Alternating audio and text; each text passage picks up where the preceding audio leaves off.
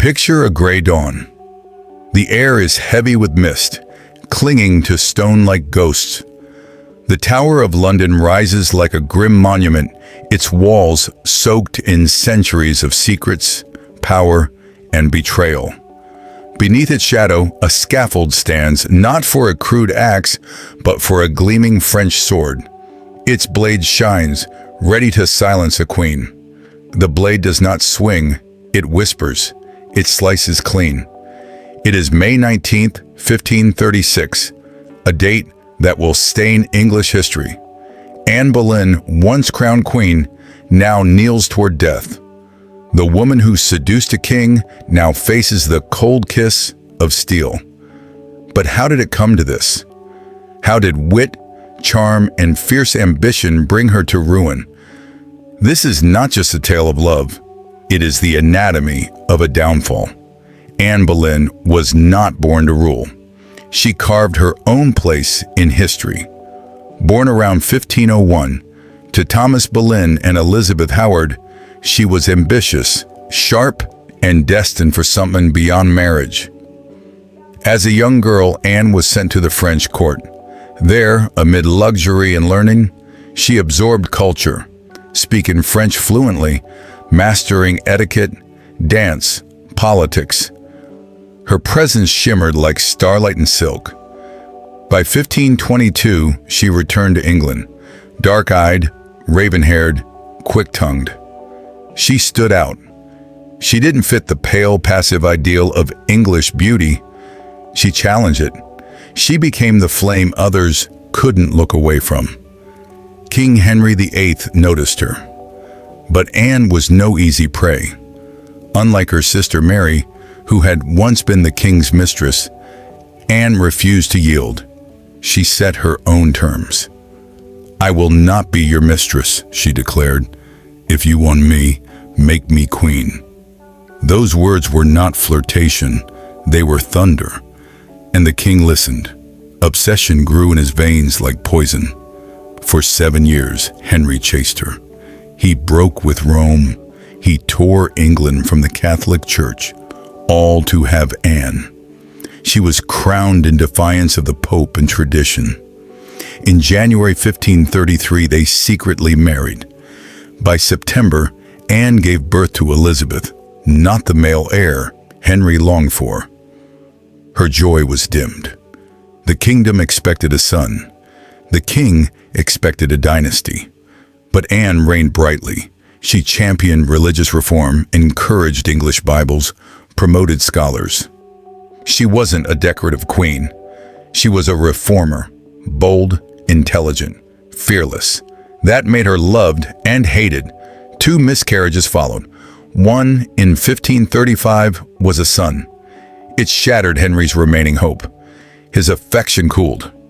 Anne's throne wobbled. Her enemies, especially Thomas Cromwell, began to circle like starving wolves. Cromwell, once her ally, turned against her. Anne supported charity. Cromwell wanted church wealth for the crown. Their feud became dangerous. Anne was powerful, and power threatened men like Cromwell. By spring 1536, Henry's heart had shifted to Jane Seymour. Cromwell saw his chance. He whispered treason in the king's ear. The queen, he claimed, had lovers, 5 of them, one her own brother.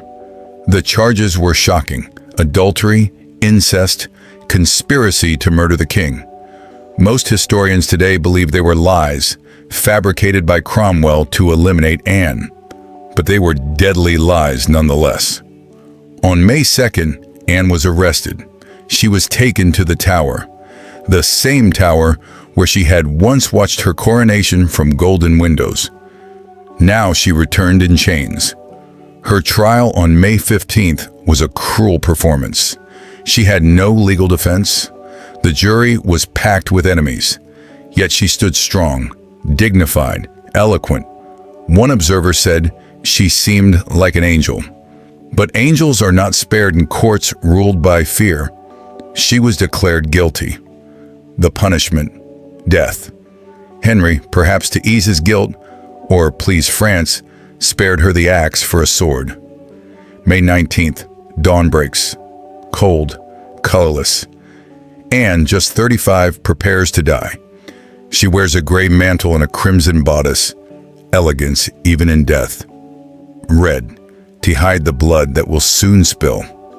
I hear the swordsman is good, she says softly, fingers on her neck. I have a little neck. A brave jest. A woman masking terror with grace. Even now, she would not flinch. At 8 a.m., her death is delayed. The execution is moved to noon. Anne prays. She swears her innocence on the sacred host. I have been faithful to my lord the king, she says. Time crawls. She writes.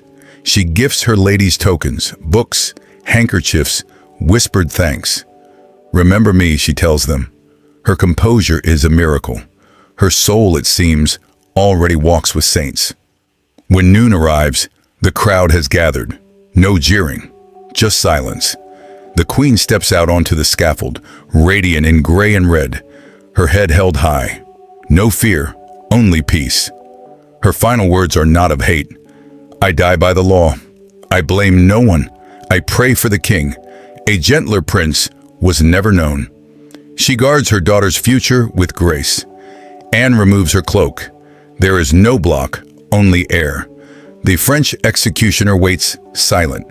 She kneels upright. A blindfold is tied. She whispers, Jesus Christ, receive my soul. Then, where is my sword? She asks. The executioner calls out to distract her, then strikes. The sword flashes. One stroke, her head falls, blood runs. The crowd gasps, no cheer, just weeping. The executioner lifts her head. So perish the king's enemies. Cannons thunder from the tower. Henry, far away in Whitehall, receives his signal. By the next day, he is engaged to Jane Seymour. Anne's body is buried hastily. No coffin, just an old arrow chest. No name, no stone, just earth. She is laid to rest at St. Peter ad Vincula, forgotten, but not forever, because Anne's daughter Elizabeth grew. She ruled. She reigned for 45 years. The greatest monarch England would ever know.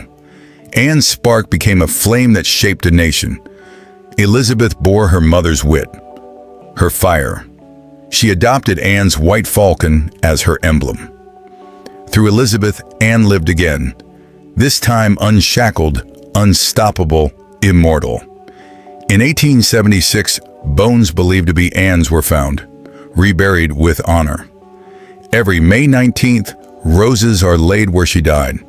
Anne Boleyn, no longer a scandal, but a martyr of change. She wasn't just a wife. She wasn't just a queen. Anne was revolution in silk and lace. Her courage forced kings to change, even if it cost her everything. And now, centuries later, her story still echoes. Through books, through film, through the name Elizabeth, Anne died with dignity. She lives in legend, her voice never truly silenced.